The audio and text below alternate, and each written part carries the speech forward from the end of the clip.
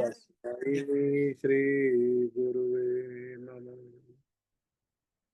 गुरुवे गौरचंद्राय राधिकाय तदालये कृष्णाय कृष्ण भक्ताय तद्भक्ताय नमो नमः। वाञ्छाकल्पतरुभ्यश्च कृपा सिन्धुभ्यैव च पतितानां पावनेभ्यो वैष्णवेभ्यो नमो नमः। नमो महावदन्याय कृष्णप्रेमप्रदायते कृष्णाय कृष्णचैतन्य नामिने गौरतिशे नमः। यं प्रव्रजन्तमनुपेतमपेतकृत्यं द्वैपायनो विराकातराजुहाव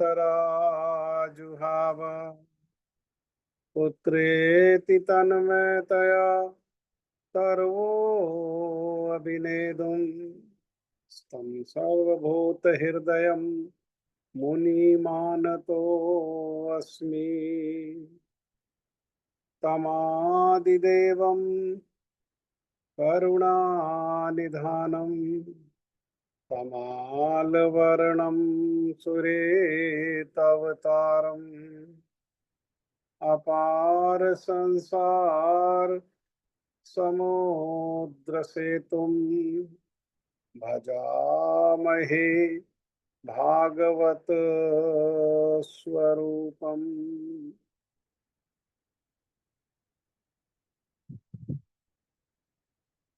हे कृष्ण करुणा सिंधु दीनबंधु जगतपते गोपेश गोपिका कांत श्री राधा कांत नमस्तुते।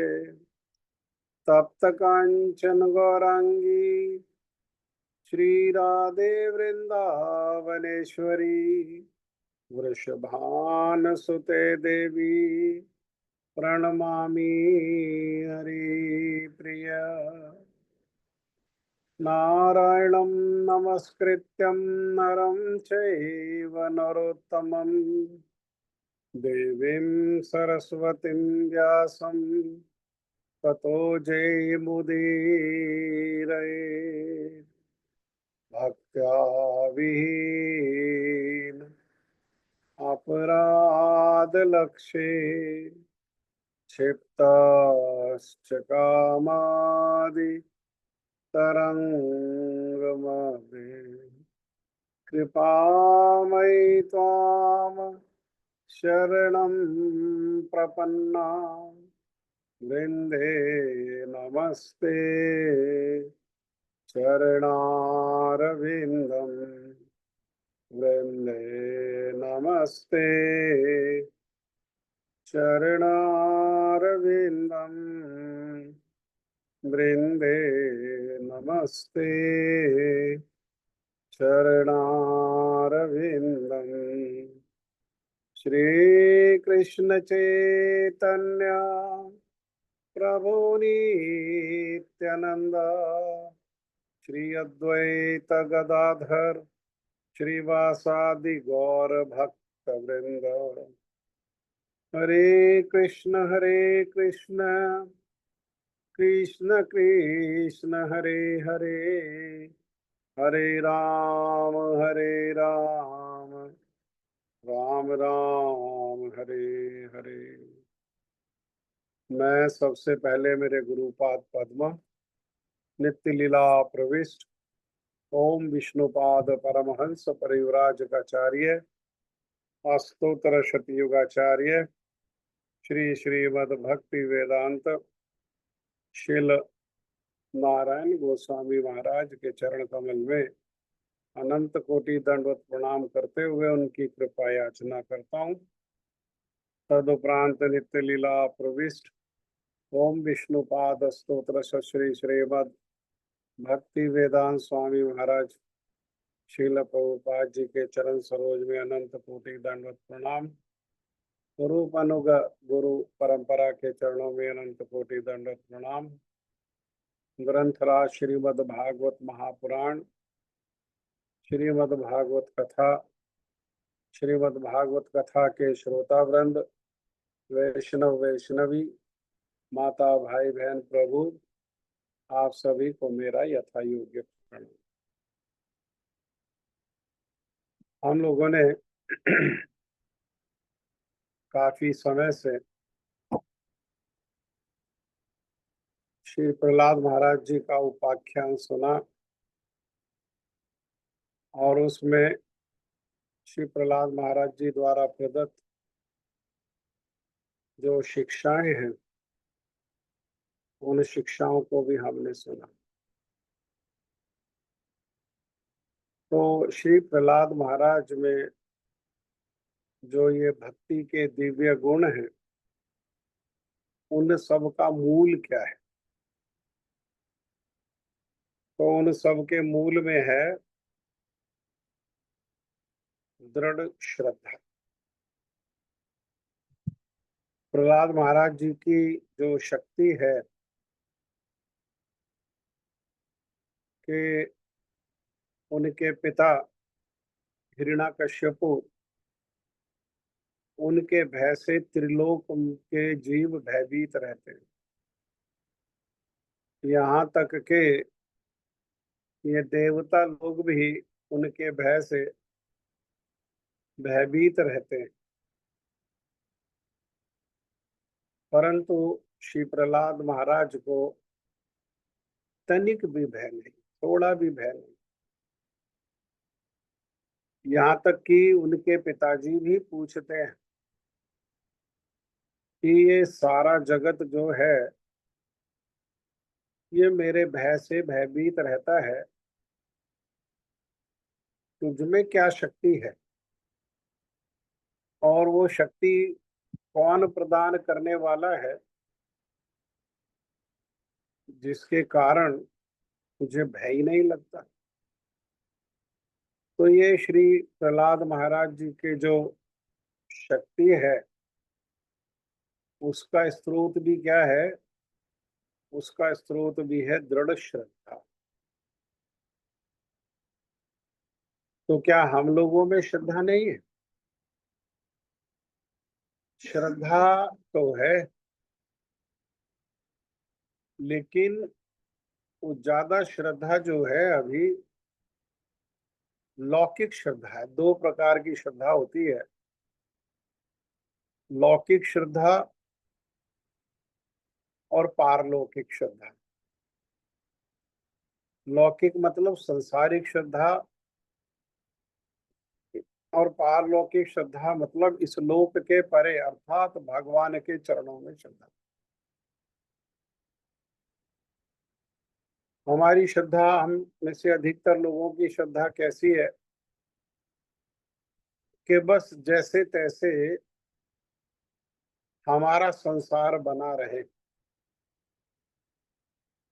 हम स्वस्थ रहें, जो भी हमारी इच्छाएं हैं उन इच्छाओं की पूर्ति होती रहे, किसी भी प्रकार का हमारे जीवन में दुख कष्ट ना हो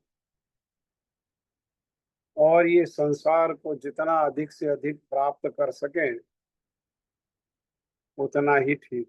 इसी को कहते हैं लौकिक या सांसारिक शुद्ध।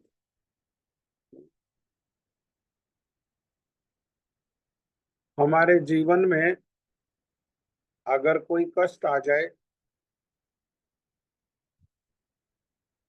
तो हम कष्ट को सहन नहीं कर पाते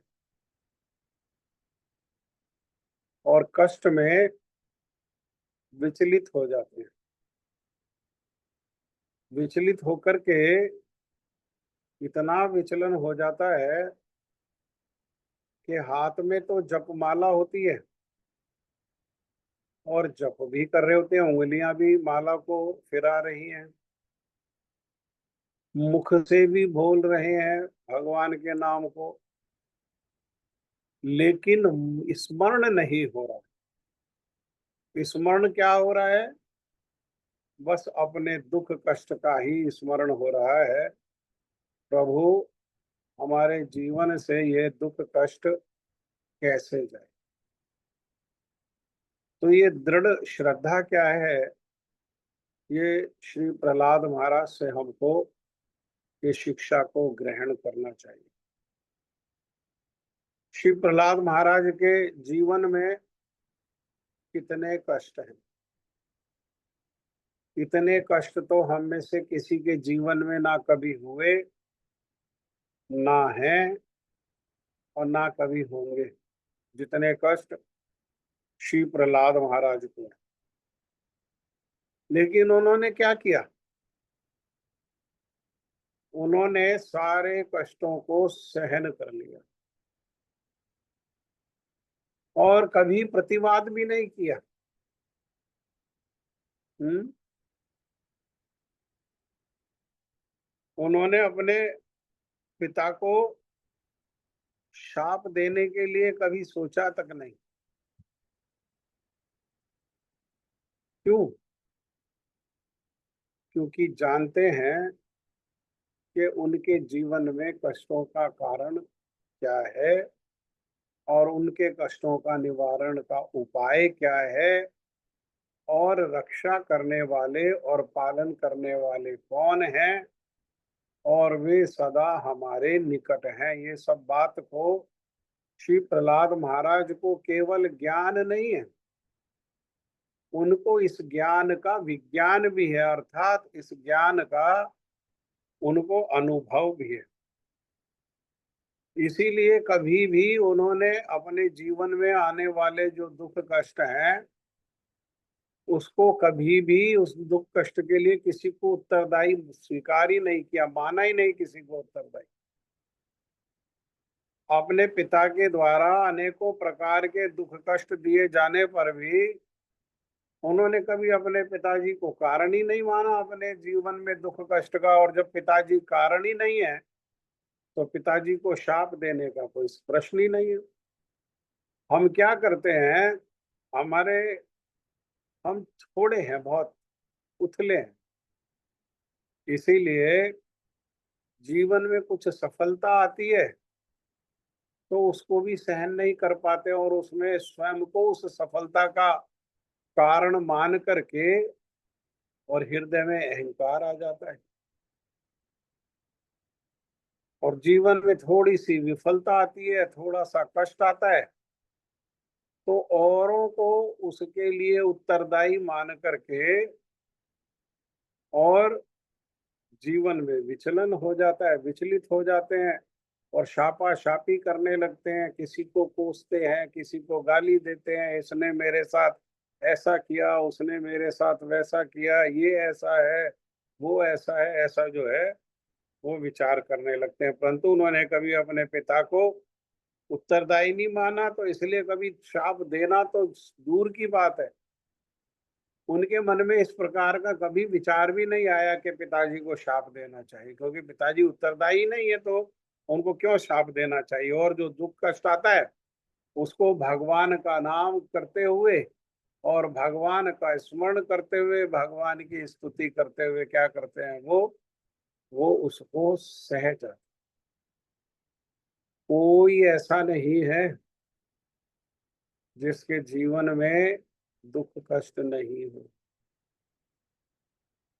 और यहाँ दुख कष्ट जो है थोड़े ज्यादा की बस यही परिभाषा है कि अपने जीवन का जो कष्ट है वो बहुत बड़ा लगता है और दूसरों के जीवन में जो कष्ट है वो बहुत छोटा लगता है।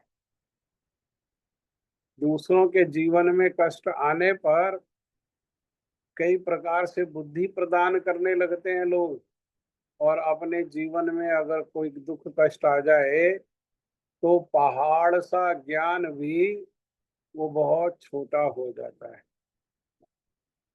क्यों? क्योंकि ज्ञान का विज्ञान नहीं, अनुभव नहीं है, आत्मा का अनुभव नहीं है और आत्मा की शक्ति का अनुभव नहीं है, आत्म तत्व का अनुभव नहीं है, भगवान का अनुभव नहीं है। केवल किसका अनुभव है? केवल शरीर का अनुभव है, और केवल जो है वो मन का अनुभव है। और दुख सुख कहाँ रे वास करता है? दुख सुख मन में ही वास करता है। ना शरीर का कोई दुख सुख से कुछ लेना देना, और ना आत्मा का दुख सुख से लेना देना।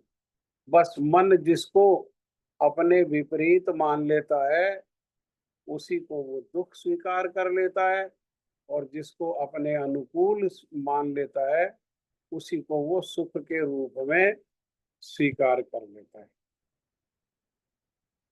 शाप तो देना दूर की बात है, उन्होंने अपने पिताजी को कभी कड़वे वचनों में किसी प्रकार से उत्तर भी नहीं दिया। हम्म? सारा का सारा ज्ञान जो है वो जानते हैं, क्योंकि मैया कयादू के गर्भ में, श्री नारद जी के आश्रम में, श्री नारद जी जो गुरुदेव हैं, उनकी कृपा से सब सुन रखा है, सब जानते हैं। वेदों को जानते हैं, वेदों के सार जो भक्ति है, सारे ज्ञान का सार भक्ति, वे उसको जानने वाले हैं। फिर भी पिताजी ने पाठशाला में भेजा, शुक्राचार्य के बेटे शंड और अमर की पाठशाला में, तो वहां बिना कोई प्रश्न किए, बिना कोई अपने ज्ञान का प्रदर्शन किए, वहां पर चले गए। शंड और अमर को हिरण्यकश्यपु ने कहा कि इसको शिक्षा दो, अर्थ नीति, भेद नीति, राजनीति, दंड नीति, ये सब सिखाओ इसको। वो जैसा सिखाते हैं वैसा याद भी कर लेते हैं, लेकिन केवल बुद्धि के स्तर पर, उसको हृदय में वास नहीं कर देते, उस शिक्षा को, उस शिक्षा को ग्रहण नहीं करते। क्यों? क्योंकि हृदय तो पहले से ही श्रील गुरुदेव श्री नारद जी के द्वारा दी गई जो शिक्षाएं हैं, शास्त्रों का जो ज्ञान है, उनसे परिपूर्ण है। हम्म। साक्ष्य भी है कि पिताजी पूछते हैं कि तुमने गुरुजी से जो सीखा, उनमें जो सर्वश्रेष्ठ शिक्षा है वो बताओ। तो अब वो प्रश्न ही गलत है। क्यों प्रश्न गलत है? क्योंकि हिरण्यकश्यपु तो मन में विचार कर रहे हैं कि गुरुजी हैं शंड और अमर्क, और शंड और अमर्क ने दंड नीति, भेद नीति, राजनीति जो सिखाई है, उसमें से कुछ कहेंगे। लेकिन इन्होंने तो कभी उनको गुरु ही स्वीकार नहीं किया। गुरु कौन है? गुरु तो श्री नारद जी है। और पूछा कि गुरु जी की शिक्षा, तो नारद जी की जो शिक्षाएं हैं, पिताजी के द्वारा प्रश्न करने पर वही शिक्षाओं को ही बोल देते हैं। श्रवण कीर्तन स्मरण पाद सेवन, श्रवण कीर्तन स्मरण विष्णु पाद सेवनम अर्चनम वंदनम दास्यम सख्यम आत्मनिवेदनम इति पुंसा समर्पिता विष्णु भक्तिश्च नवलक्षण। हाँ, बोल देते हैं, लेकिन कोई किसी चीज को प्रदर्शन नहीं करते। भक्ति को क्या करते हैं? भक्ति को छिपा लेते हैं हर समय। फिर भगवान का स्मरण है, मुख में भगवान का नाम है, भगवान की स्तुति है, लेकिन तब भी वो जो नाम के जो गुरुदेव, नामधारी जो गुरु है, उनके द्वारा शिक्षा दिए जाने पर जैसा वो शिक्षा को सिखाते हैं वैसा ही वापस सुना देते हैं। तो शाप देना तो दूर की बात, कभी कड़वे वचनों से उत्तर भी नहीं देते, बल्कि वो हमेशा सबके प्रति विनम्र बने रहते। ये भक्ति का लक्षण है। तृणादपि सुनीचेन, तृण से भी नीचा। महाप्रभु का शिक्षा अष्टक का श्लोक है, महाप्रभु की शिक्षा है। हम महाप्रभु की धारा में रूप अनुग होकर के महाप्रभु के विचारों के अनुगत्य में ये श्रीमद् भागवत में प्रवेश करने का प्रयास करते हैं। हाँ, महाप्रभु ने क्या शिक्षा दिया? महाप्रभु ने शिक्षा दिया तृणादपि सुनीचेन, तृण से भी नीच अर्थात सबके प्रति विनम्र और सबके प्रति आदर युक्त। जैसा कि हमने कल सुना, अमानी ना, अपने लिए मान प्रतिष्ठा की आशा नहीं किसी से, परंतु सबको मान देना, सबको सम्मान देना, लेकिन कैसा? एक जैसा नहीं, यथा योग्य, जो जिसके योग्य है उसके अनुसार जो है मान सम्मान देना। अगर हम में से किसी की ऐसी इच्छा है, ये सारे कैसे गुण हैं? ये सारे गुणों को ही दिव्य गुण कहा जाता है। अगर कोई हम में से चाहता है कि ये दिव्य गुण जो है हम में भी आए, जब तक नहीं आएंगे भक्ति में प्रवेश नहीं होगा। इसलिए ये गुण होना अति आवश्यक है। परंतु जो भी चाहते हैं कि उनके हृदय में भी इस प्रकार से ये सारे गुण आए जो दिव्य हैं, तो उन्हें क्या करना चाहिए? उन सबको श्री प्रहलाद महाराज के जैसे भक्ति का अनुशीलन करना चाहिए। प्रहलाद महाराज हमेशा सदैव भगवान की आराधना, उनका ध्यान और उनकी स्तुति करते थे, क्योंकि उन्हें ये दिव्य ज्ञान था कि श्री कृष्ण ही पुरुषोत्तम भगवान।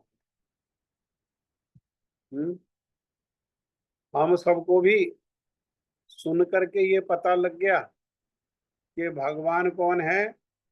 वो पुरुषोत्तम है, सबसे उत्तम है, सबसे श्रेष्ठ है। यहाँ पर कहा जा रहा है भागवत के मत के अनुसार, भगवत गीता में भगवान श्री कृष्ण ने स्वयं कहा, मत्ता पर तप अन्यत ना अस्ति किंचित अस्ति धनंजय। मेरे बराबर या मुझसे श्रेष्ठ हे धनंजय, हे अर्जुन, और कोई नहीं, और कोई नहीं है। लेकिन हम क्या है, समय आने पर फिर डाइल्यूट हो जाते हैं। हम लोगों को अभी तक भी ये बात समझ में नहीं आती है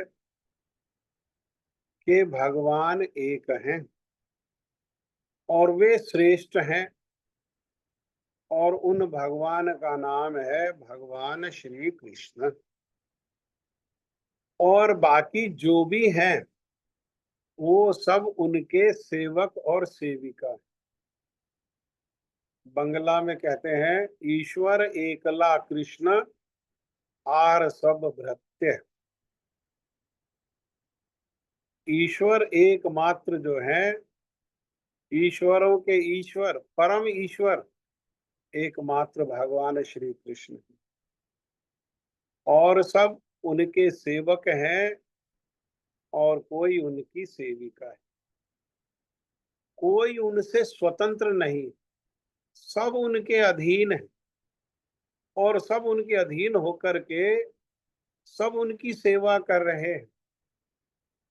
वैष्णव नाम यथा शंभु, जैसे सारी नदियों में पवित्र जो है गंगा नदी है, ऐसे ही सारे वैष्णव में श्रेष्ठ वैष्णव कौन है? ये भोले बाबा जो है, ये श्रेष्ठ वैष्णव। इसीलिए क्या करते हैं, ब्रह्मा जी अपने 4 मुखों से नित्य निरंतर भगवान का नाम करते हैं, हरे कृष्ण कृष्ण कृष्ण हरे हरे, हरे राम राम राम हरे हरे। और इसी प्रकार शिव जी भी अपने 5 मुखों से नित्य निरंतर क्या करते हैं? वो भगवान का नाम करते हैं। ऐसे ही ये देवी दुर्गा क्या है? वो उनकी सेविका है। जैसे उनके शिव जी जो सेवक हैं, तो उनको कहा गया वैष्णव। और दुर्गा जो उनकी सेविका है, वो सेविका होने, भगवान की सेविका, विष्णु की सेविका होने के कारण वो है वैष्णवी। हम्म। जम्मू में जाते हैं ना, और जम्मू से फिर हिमाचल जाते हैं और वैष्णो देवी का दर्शन करते हैं। तो वो देवी कौन है? वो मूल में दुर्गा है। परंतु वो वहां पर किस प्रकार से स्थित है? वैष्णवी के रूप में। और वैष्णवी होकर के वो देवी क्या करती है? वो देवी एकादशी का उपवास, जैसे सब वैष्णव भगवान की प्रीति प्रसन्नता के उद्देश्य से एकादशी का उपवास करते हैं, ऐसे ही दुर्गा भी क्या करती हैं? दुर्गा भी जो है वो भगवान की सेविका होकर के एकादशी का उपवास करते हैं। महीने में 2 दिन, कृष्ण पक्ष और शुक्ल पक्ष दोनों पक्ष में आने वाली एकादशी को वैष्णव देवी को फलहार का भोग लगाया जाता है, अन्न नहीं दिया जाता। जैसे भक्त लोग एकादशी उपवास करते हैं तो उस दिन अन्न ग्रहण नहीं करते हैं और वो फलहार को ग्रहण करते हैं, ऐसे ही देवी को भी क्या दिया जाता है? उनको फलहार भोग दिया जाता है, फलहार। तो अगर किसी के हृदय में फिर भी विचलन है कि देवी का नहीं, सबसे ज्यादा क्या है, हम हमेशा डरते रहते हैं। किससे डर, किसके लिए डरते रहते हैं? अपने संसार के लिए। कहीं ये देवी नाराज हो गई तो हमारा संसार, इसमें कोई कमी तो नहीं आ जाएगी। कहीं वो देवता नाराज हो गया तो उनके नाराज होने पर हमारे संसार में कोई, जीवन में कोई दुख कष्ट तो नहीं आ जाएगा। हमारे विषय भोगों में कोई कमी तो नहीं हो जाएगी। हमारे सुख समृद्धि में कोई कमी तो नहीं हो जाएगी। हमारे कुटुंब परिवार में कोई दुख दर्द कलेश तो नहीं होगा। इस बात से हर समय भयभीत रहते। प्रहलाद महाराज के जीवन में भय के लिए कोई स्थान ही नहीं।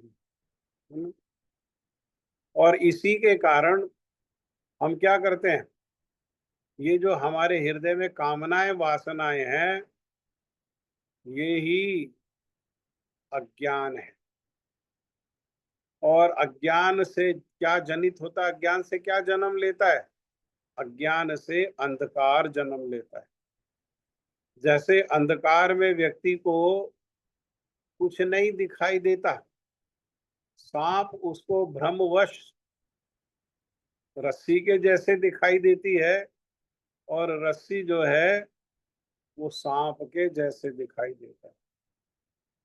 जैसे कितना भी बुद्धिमान व्यक्ति रात के अंधेरे में वो पीतल में और सोना में भेद नहीं कर पाता है, ऐसे ही इस अज्ञान, इस मोह से जनित अज्ञान और अज्ञान से जनित ये अंधकार में संसार के लोग जो है वो ग्रह, नक्षत्र, देवी देवता और भगवान, इनमें भेद नहीं कर पाते।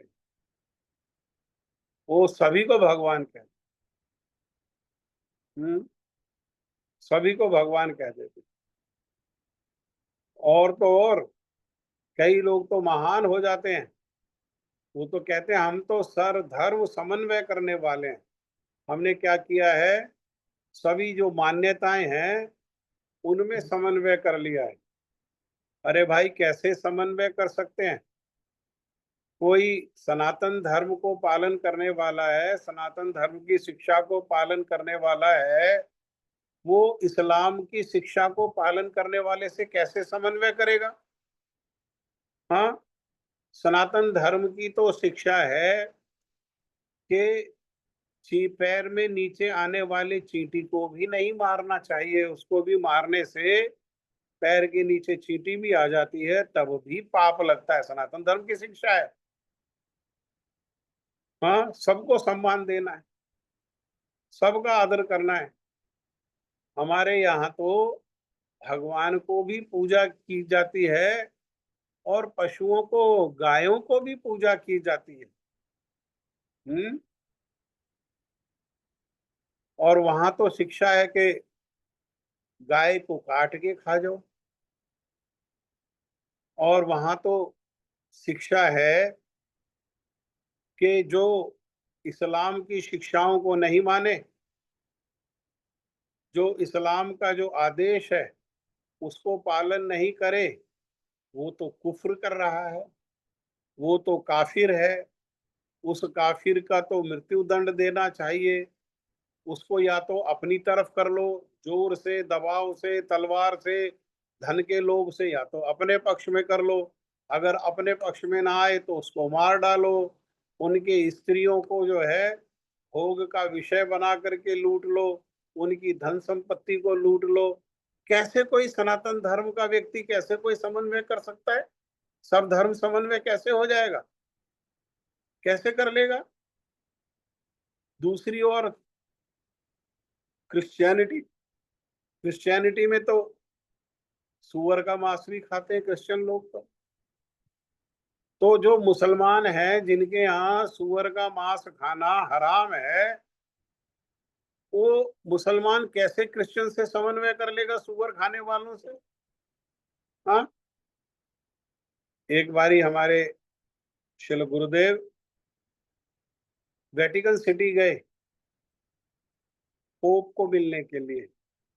पोप जो है, जितने संसार में क्रिश्चियंस हैं उनके सबके टॉप मोस्ट गुरु, बस उनको भगवान के जैसे ही स्वीकार करते हैं। तो पोप की उनके लिए एक अलग शहर, इटली में अलग शहर उनके लिए बनाया हुआ है। उसी शहर को कहते हैं वेटिकन सिटी। और इतना लंबा चौड़ा महल है वहां पर। उस महल में श्रील गुरुदेव गए अपने शिष्यों के साथ, और बहुत अथाह भीड़ आई हुई है उनको दर्शन करने के लिए।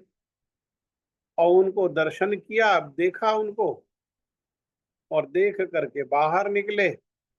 बाहर निकले तो एक, बाहर निकलने पर एक जो है थोड़ा सा घास का कोई मैदान है, और उस घास के मैदान में चार पांच जो बछड़े हैं वो कूद रहे हैं। तो गुरुजी ने वहां जो कोई सेवक था उससे पूछवाया कि ये बछड़े कैसे यहाँ कैसे हैं, बछड़े हैं तो इनकी माएँ कहाँ हैं, ये किस उद्देश्य के लिए यहाँ रखे गए हैं? तो उन्होंने, उनका जो सेवक था वेटिकन सिटी का, उसने बताया कि ये जो बछड़े हैं इनको काट करके ये पोप को खिलाएंगे, पोप खाएगा इन बछड़ों को काट करके। तो कैसे सर्वधर्म समन्वय हो सकता है? सर्वधर्म समन्वय संभव ही नहीं है। हाँ। ऐसे ही सब एक है, सब बराबर है, किसी को भी पूजा करो एक ही है। सबको पूजा करने पर एक ही लाभ होगा, स्वर्ग चले जाएंगे बस। भोग पूजा का भी उद्देश्य क्या है? स्वर्ग जाना। स्वर्ग में क्या है?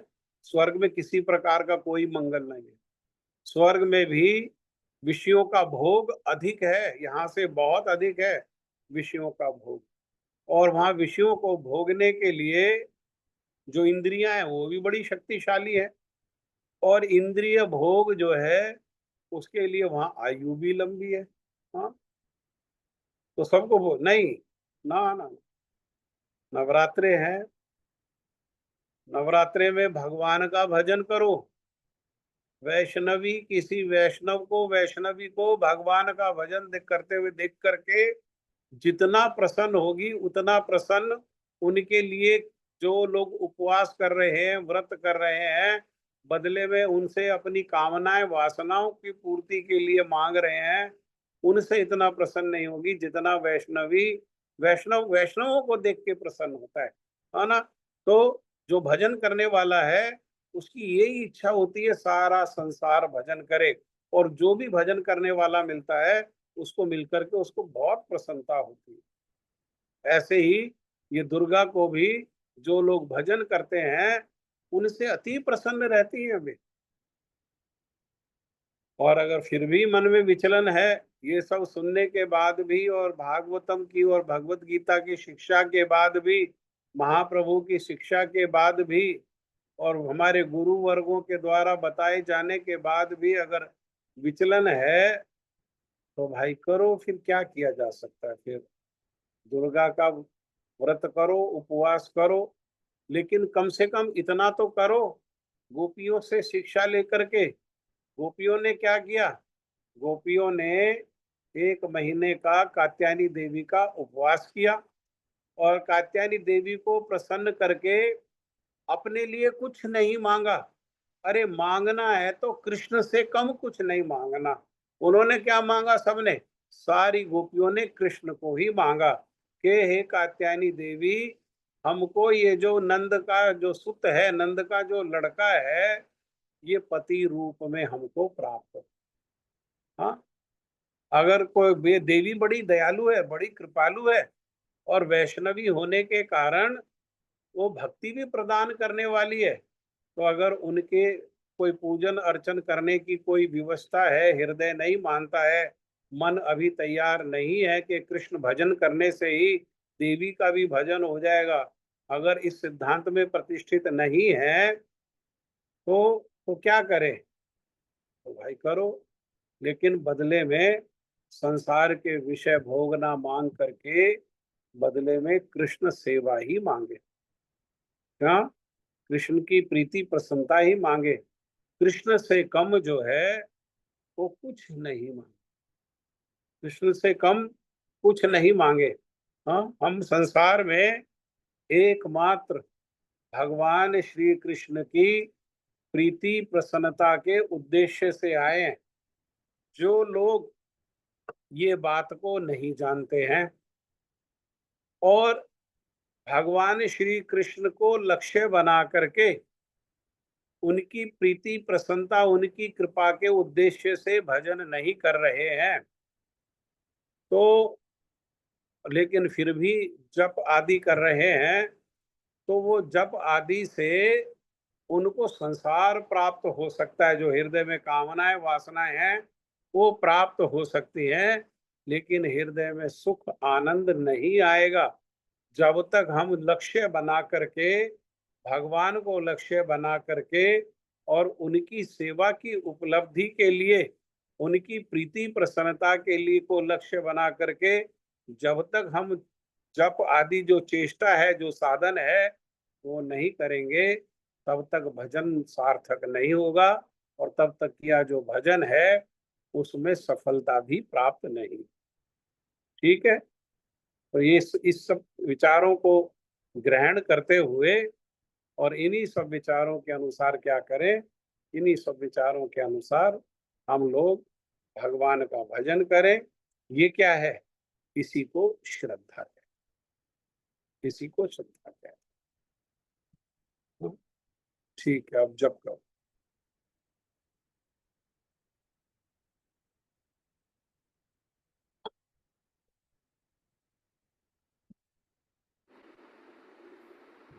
ओम अज्ञानतिमिरान्धस्य ज्ञानञ्जनशलाकया चक्षुरुन्मीलितं येन तस्मै श्रीगुरुवे नमः।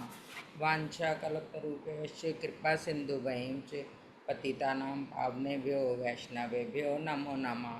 नमो विष्णुपदाय कृष्णप्रेष्ठाय भूतले श्री श्रीमद् श्री भक्तिवेदांत श्री श्रीधर गोस्वामी इति नामिने। नमो विष्णुपदाय राधिकाय प्रियात्मने श्री श्रीमद् श्री भक्तिवेदांत श्री नारायण गोस्वामी इति नामिने। श्री कृष्ण लीला कथने सुदक्षम औदार्य माधुर्य गुणस्य युक्तम वरम वरेण्यम पुरुषम महांतम नारायण तम शीर्षा नमामि। नमो गुरुदेवाय धीमते सौम्य मूर्ते श्री श्रीमद् श्री भक्ति। बड़े हम हमारा हमारा स्वभाव है कि हम अपने आप को बड़ा मानते हैं। तो इतना इतना ऊंचे हो वो साधु कि जिनके सामने हमें अपने बड़े होने का कभी अनुभव ही ना हो पाए, तभी तो फॉलो करेंगे। अगर हम बड़े हो गए, हम गुरुजी हो गए, और गुरुजी चेला हो गए तो कैसे उनको, उनकी बात को मानेंगे, कैसे उनमें श्रद्धा आएगी? हाँ, जब श्रेष्ठ स्वीकार करेंगे तभी तो श्रद्धा आएगी। तो श्रेष्ठ स्वीकार करेंगे, उसके लिए श्रेष्ठ होना चाहिए। श्रेष्ठता है तभी तो स्वीकार करेंगे। अगर श्रेष्ठता नहीं है तो कैसे स्वीकार करेंगे? श्रेष्ठ साधु संग में, है ना, श्रेष्ठ साधु संग। और कई बार प्रत्यक्ष साधु संग नहीं होता है तो उनकी कथाएं, उनके उपदेश, उनके आदेश जो है, उनके स्मरण करना, उनका अध्ययन करना, उनको सुनना, ये भी साधु संग। अगर हम गुरु जी के शास्त्र को पढ़ते हैं तो उसमें गुरुदेव को ही सही तो सुन रहे हैं हम, तो गुरुदेव का संग कर रहे हैं, अर्थात उनकी शिक्षाओं का संग कर रहे हैं। किसने कितना संग किया, कितने परिमाण में संग किया, इसका पता कैसे लगता है? इसका मापदंड क्या है? इसका मापदंड यही है कि जिसने परिमाण में जो सुना है वो जीवन में जितने परिमाण में आचरण हुआ उतने ही परिमाण में संग।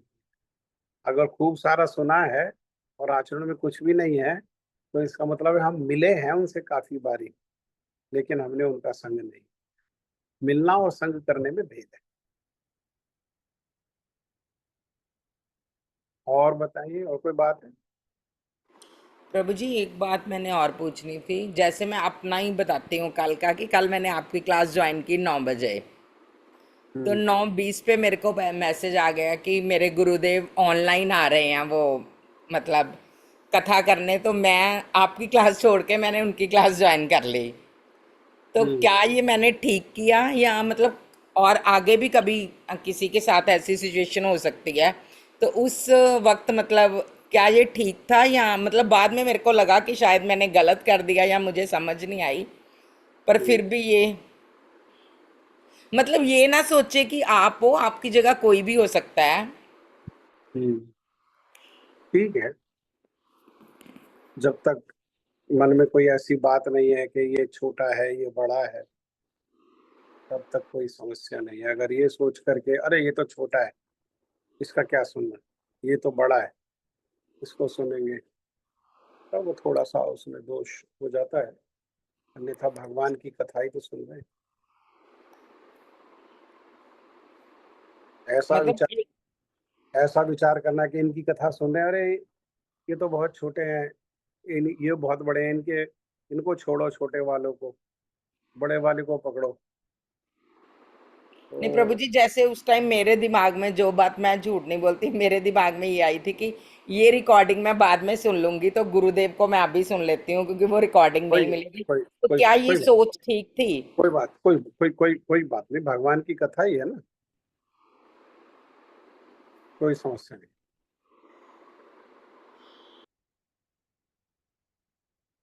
और कोई बात है किसी की?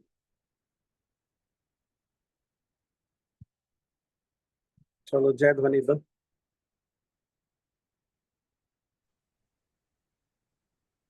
हरे कृष्ण प्रभु जी, दंडवत प्रणाम। धन्यवाद जी।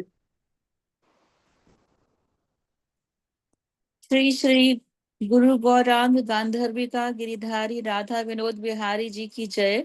जय श्री माधव महाराज की जय। जय। जय नित्य लीला प्रविष्ट ओम विष्णुपाद अष्टोत्तर शत श्री श्रीमद भक्ति प्रज्ञान केशव गोस्वामी महाराज की जय। भक्ति वेदांत पहले, गुरुदेव का पहले, उनके पहले जो चेन है ना, हाँ जी, आपके गुरु जी का बोला, हाँ फिर जी, उनके शिक्षा गुरु, दीक्षा गुरु का बोल के तब उनके गुरु का बोलेंगे। पहले आपने माधव महाराज जी का बोल दिया ना, फिर जय ओम विष्णुपाद परमहंस परिव्राजकाचार्य अस्तोत्र श्री श्रीमद भक्ति वेदांत शील नारायण गोस्वामी महाराज की जय।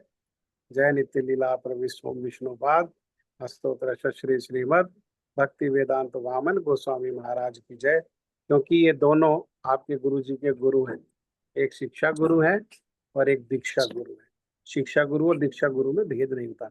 तब उसके बाद परम गुरुदेव शील भक्ति प्रज्ञान केशव गोस्वामी महाराज जी। ठीक है, जी जी, बोलिए। नारायण गोस्वामी महाराज और उसके बाद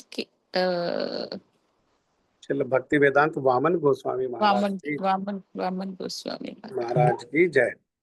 प्रभु जी ठीक है। आप बोलिए। जय नित्य लीला प्रविष्ट ओम विष्णुपाद अष्टोत्तर शत श्री श्रीमद नारायण गोस्वामी महाराज की जय। जय नित्य लीला प्रविष्ट ओम विष्णुपाद अष्टोत्तर शत श्री श्रीमद भक्ति वेदांत वामन गोस्वामी महाराज भक्ति की। वेदांत वामन गोस्वामी महाराज की जय। जय नित्य लीला प्रविष्ट ओम विष्णुपाद अष्टोत्तर शत श्री श्रीमद भक्ति प्रज्ञान केशव गोस्वामी महाराज की जय। जय नित्य लीला प्रविष्ट ओम विष्णुपाद अष्टोत्तर शत श्री श्रील भक्ति सिद्धांत सरस्वती गोस्वामी प्रभुपाद की जय। जय नित्य लीला प्रविष्ट ओम विष्णुपाद परमहंस बाबा जी श्री श्रील गौर किशोर दास गोस्वामी महाराज की जय। जय नित्य लीला प्रविष्ट ओम विष्णुपाद सच्चिदानंद श्रील भक्ति विनोद ठाकुर की जय। जय नित्य लीला प्रविष्ट ओम विष्णुपाद वैष्णव सार्वभौम श्रील जगन्नाथ दास बाबाजी महाराज की जय। जय श्री गौड़ीय वेदांताचार्य श्रील बलदेव विद्याभूषण प्रभु की जय। जय श्रील विश्वनाथ चक्रवर्ती ठाकुर की जय। जय श्रील नरोत्तम श्रीनिवास श्री श्यामानंद प्रभु त्रय की जय। जय श्रील कृष्णदास कविराज गोस्वामी प्रभु की जय। जय श्री रूप सनातन भट्ट रघुनाथ श्री जीव गोपाल भट्ट दास रघुनाथ षड गोस्वामी प्रभु की जय। जय जय श्री स्वरूप दामोदर राय रामानंद आदि श्री गौर पार्षद वृंद की जय। जय श्री नामाचार्य श्रील हरिदास ठाकुर की जय। प्रेम से कहो श्री कृष्ण चैतन्य प्रभु नित्यानंद श्री अद्वैत गदाधर श्रीवासादि श्री गौर भक्त वृंद की जय। श्री अंतरद्वीप मायापुर सीमंत द्वीप गोद्रुम द्वीप मध्य द्वीप कोल द्वीप ऋतु द्वीप जनु द्वीप मोद्रुम द्वीप रुद्र द्वीपात्मक श्री नवद्वीप धाम की जय। श्री श्री राधा कृष्ण गोप गोपी गोवर्धन द्वादश वनात्मक श्री ब्रज मंडल की जय। द्वादश उपवन की जय। श्री श्याम कुंड राधा कुंड यमुना गंगा तुलसी भक्ति देवी की जय। श्री जगन्नाथ बलदेव सुभद्रा जी की जय। भक्त प्रवर श्री प्रहलाद महाराज की जय। चारों धाम की जय। चारों संप्रदायों की जय। चारों आचार्यों की जय। आकर मठराज श्री चैतन्य मठ की जय। श्री गौड़ीय वेदांत समिति की जय। श्री देवानंद गौड़ीय मठ और अन्य अन्य शाखा मठ समूह की जय। श्री हरिनाम संकीर्तन की जय। अनंत कोटि वैष्णव वृंद की जय। समागत भक्त वृंद की जय। श्री गौर प्रेमानंदे हरि हरि बोल। श्री राधानाथ प्रभु जी की जय। आज के सत्संग की जय। आज के आनंद की जय। जय। आप सब भक्तों की जय। निताई गौर प्रेमानंदे हरि हरि हरि हरि बोल। हरे कृष्णा राधे राधे दंडवत। हरे कृष्णा हरे कृष्णा दंडवत जी दंडवत। हरे कृष्णा दंडवत प्रणाम प्रभु जी। हरे कृष्णा दंडवत प्रणाम जी। हरे कृष्णा दंडवत प्रणाम प्रभु जी। हरे कृष्णा दंडवत प्रणाम जी।